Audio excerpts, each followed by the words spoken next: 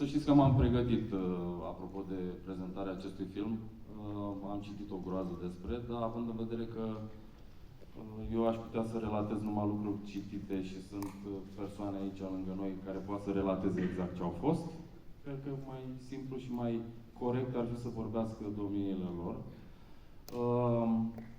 Începând cu domnul comandant Nicolae Mirea și terminând cu toți ceilalți. Dacă sunteți amabili să ne povestiți așa cam cum s-a întâmplat și cam cum ați trăit lucrurile, noi am fi fericiți să retrăim istoria așa cum a fost ea atunci. Mă duc să-l invit lângă dumneavoastră.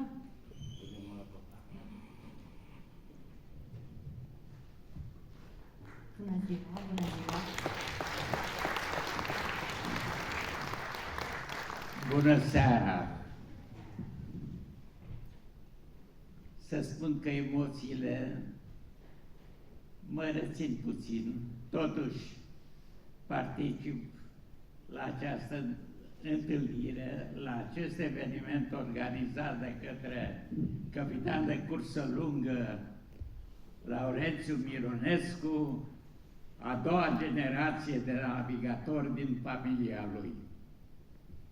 Referitor la film, să aducem un omagiu scriitorului Constantin Novac, cel care a scris scenariul, eminenților actori care au pus pe ecran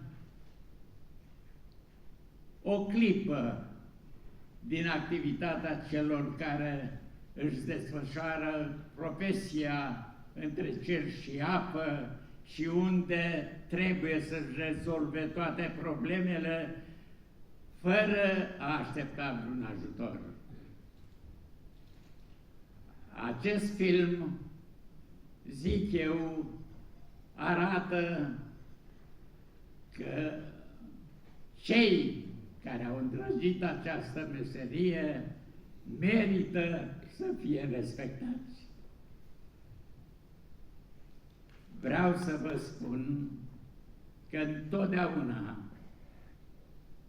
de-a lungul vieții, am respectat meseria fiecăruia și m-am dedicat meseriei de navigator. Filmul, încă o dată, arată abnegația celor care muncesc pe navă, ajungând unii din ei la sacrificiu suprem, exemplu, nava Independența. Vă doresc o vizionare plăcută și, la vârsta mea, îmi permit să vă spun, ani mulți fericiți alături de cei dragi dumneavoastră. Mulțumim! La fel!